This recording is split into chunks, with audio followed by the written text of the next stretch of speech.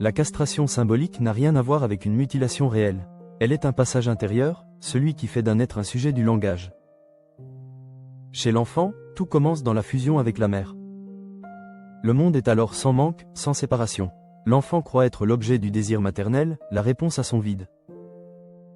Mais vient un moment où quelque chose se brise. Le père, ou toute figure symbolique qui remplit cette fonction, introduit une limite. Il dit d'une manière ou d'une autre, « Tu n'es pas tout pour ta mère.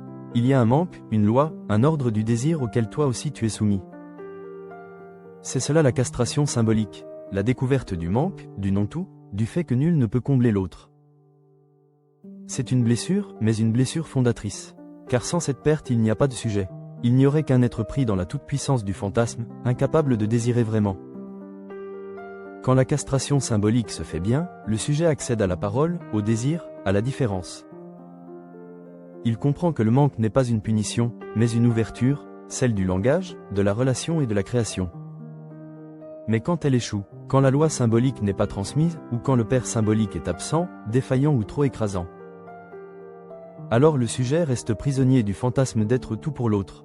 Cela engendre l'angoisse, la dépendance, ou parfois la psychose. La castration symbolique, c'est ce qui sépare le réel du possible. Ce qui permet à la pulsion de devenir désir, et au corps de devenir parole. Freud disait que l'enfant doit renoncer à être le phallus, ce signe imaginaire de complétude. Lacan prolonge, ce renoncement, loin d'être une perte, est ce qui nous inscrit dans le monde symbolique. Le lieu où le manque devient moteur de sens. C'est dans cette coupure que s'ouvre la liberté, celle de ne pas tout avoir, mais de pouvoir désirer autrement.